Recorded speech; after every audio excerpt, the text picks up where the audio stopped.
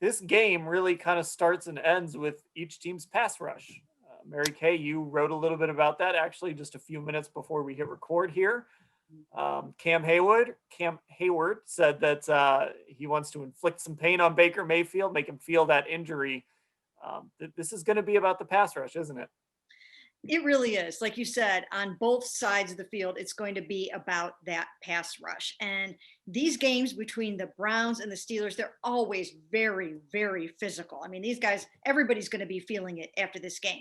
But again, as Cam Hayward said, they want to make Baker feel that rib injury, think about that rib injury during the game. And these guys are averaging 5 sacks a game. Now, Baker's only been sacked 7 times because he has a really good offensive line. But these Steelers are going to be coming after him.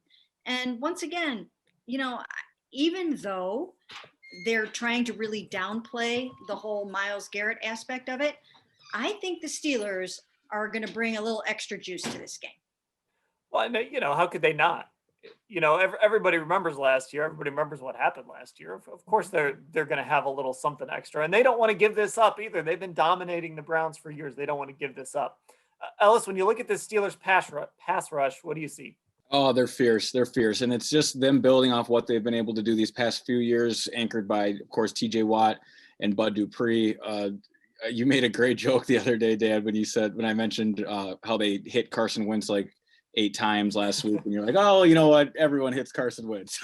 And you're right about that. But not everyone has Bud Dupree and TJ Watt. And I really like what Mary Kay said about the Steelers bringing extra juice to this one. With everything baked into it, and now the Browns are 4-1, this has the type of feel of little brother, big brother type of thing where, little bro's coming into his own and thinks he can pick a fight with big bro, and sometimes that works out, and that's why they play the game on Sunday. But I agree with Mary Kay, there's going to be a lot of extra juices flowing despite everyone downplaying it as they talk to us throughout the week. Yeah, I mean, you just look at all the numbers for the Steelers, the amount of sacks they have, the amount of pressure they create. I'm always looking at Football Outsiders, and their defensive line ranks as the top defensive line in their adjusted sack rate stat. I mean, these guys get after it, and it starts, they've got a guy who has tormented the Browns just consistently over and over and over again. It kind of starts with TJ Watt and fans out from there. Yeah, you know what? The Browns have never really had this kind of offensive line to go up against a Steelers defense like this. So they've always been able to wreck the game for the most part for the Browns.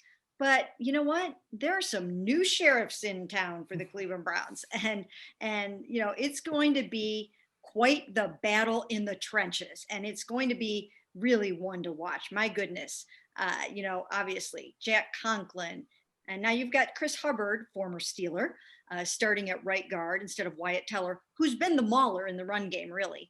But just all the way across, they're super solid. And but these guys, they're going to get after it. They're going to get after it. They're 4-0. They're, for the first time since 1979, they're 4-0. And you just know that they want to, teach the Browns a lesson that, that they are going to be the ones that are going to stay atop the AFC North. And there's just so much at stake for this game. And it's just going to all start right up front. Mary Kay, you mentioned this, and when you said it, my first thought went to the one time the Browns have had a really good offensive line to go against the Steelers. You got to go back to when it was 2014, right? You had Joe Thomas, John Greco, Joel Bitonio's rookie year, Alex Mack, Mitchell Schwartz. I got those guys all out of order, but that's where they were. And that year they had that huge comeback in Pittsburgh. They almost stole that game after they fell behind. I forget number was, but they fell behind by a big margin, almost came back.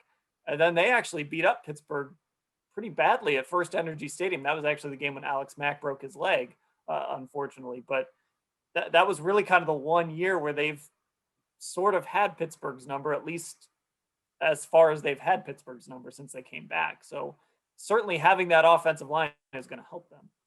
Yes, and especially, obviously, this week with Baker Mayfield suffering from sore ribs.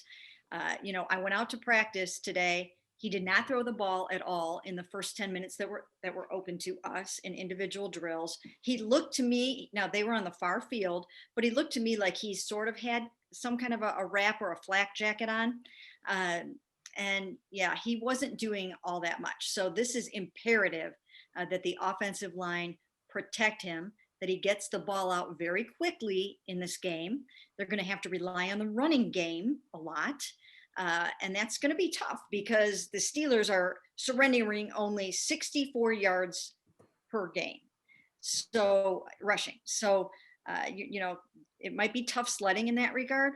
So yeah, this is a week where that offensive line, these guys are going to have to be on point. As you guys mentioned, Jed is going to have to put his big boy pants on and have his best game of the season. And I think for the most part, Jed has done really well for a rookie, for what he's had to deal with. He's had a really nice start to his season. And I think he's showing signs of nailing down that left tackle job for a long, long time. And that's really, really good for the Browns. But this is one of those games where it might be a little bit challenging for everybody on the line.